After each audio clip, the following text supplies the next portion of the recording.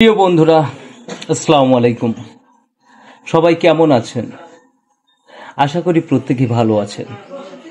প্রিয় বন্ধুরা, আজকে বিভিন্ন প্রকারের সাপ নিয়ে কিছু টিপস দিব, যা আমার আপনার জীবনে একটু হলেও উপকারে আসবে। প্রিয় বন্ধুরা, প্রথমে আমরা আলোচনা করি আসলে আমাদেরকে যে অনেক সাপে ছোবল মারি, এবং সাপে ছোবল মারলে আমরা কবিরাজ কিংবা ওঝা কিংবা হাসপাতালে ছুটে যাই। মূলত অনেক সাপের বিষ ওঝারাই ঝেড়ে নামিয়ে ফেলে, কবিরাজ ঝেড়ে নামিয়ে ফেলে। আসুন আমরা আগে পরিচয় হই যে বিষাক্ত সাপ কোনগুলো এবং নন বিষাক্ত সাপ কোনগুলো, যেগুলোর মধ্যে কোনো বিষ নেই। এবং বিষাক্ত সাপগুলো ছোবল দিলে আপনি কি করে বুঝবেন যে এই সাপটি বিষাক্ত এবং এই সাপটি বিষাক্ত নয়? প্রিয় বন্ধুরা, প্রথমে বলি, বিষাক্ত সাপ যদি ছোবল মারে, আপনি লক্ষ্য রাখবেন 1 থেকে হাফ সেন্টিমিটারের মধ্যে দুটো বড় বড় দাঁতের দাগ থাকবে, দুটো বড় বড় দাঁত, দুটো, অনলি দুটো। তাহলে অবশ্যই আপনি মনে করবেন যেটা আপনি চিনেন আর না চিনেন, কারণ অনেক সময় রাতেও কিন্তু সাপ ছোবল মারতে পারে। কিন্তু কি করে বুঝবেন? দেখবেন দুটো বড় বড় দাঁতের দাগ বসে গেছে, তাহলে অবশ্যই মনে করবেন এটি হচ্ছে বিষাক্ত। আর মনে করবেন যে সাপটি ছোবল মেরেছে কিন্তু আছরের মতো দাগ, যেমন মাছ অনেক সময় আমাদের কামড় দিয়ে থাকে, যেমন চ্যাং মাছ, টাকি মাছ, দেখবেন আছরের মতো দাগ, তাহলে অবশ্যই মনে করবেন যে এটা বিষ নেই, বিষহীন। কিন্তু এই বিষহীন সাপে কামড়াক আর বিষাক্ত সাপে কামড়াক, আমরা কিন্তু আগে কবিরাজের কাছে দৌড় দিই। সেখানে কিন্তু রেজাল্ট একেবারে শূন্য। ওই দেখা যায় ঝড়ে বক পরে ফকিরের কেরামতি পারে।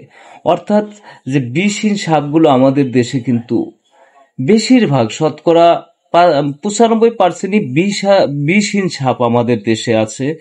এবং এসব যখন ছোবল দেয়, যেমন দাঁড়ার সাপ, ধোরা সাপ, সুতানলি, মানে এই আমরা স্বাভাবিক যেটা বাসুয়া সাপ, আমরা স্বাভাবিকভাবে যে সাপগুলোর কথা বলি, এই সাপগুলো কিন্তু যে সাপে কামড় দিকে আমরা কবিরাজের কাছে ছুটে যাই, পরে ঝেড়ে সাপ বিষ নামিয়ে দেয়।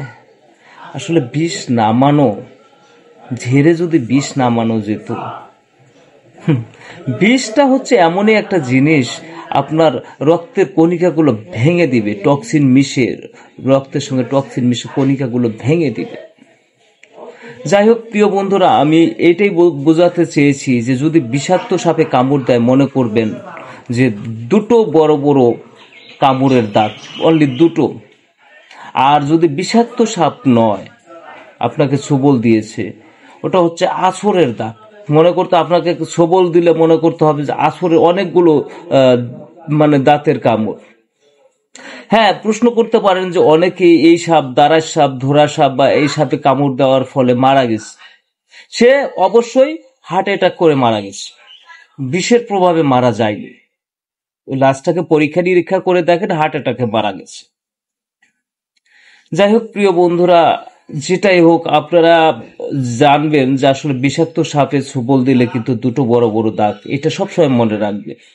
এবং বিষাক্ত সাপ নয়, এটা মানে শুধু আছরের দাগের মতো দেখা যাবে।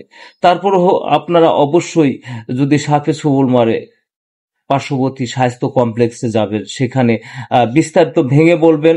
এবং সাপে ছোবল দিলে না বুঝে না জেনে হঠাৎ সেই সাপটা ধরতে যাবেন না, চিনার চেষ্টা করবেন।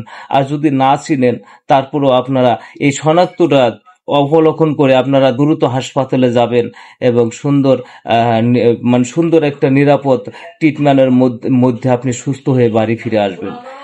কবিরাজ কিংবা ওঝা নয়, বারবার বলে দিচ্ছি। সবাই ভালো থাকুন, সাপ থেকে সতর্ক থাকুন। আল্লাহ হাফেজ।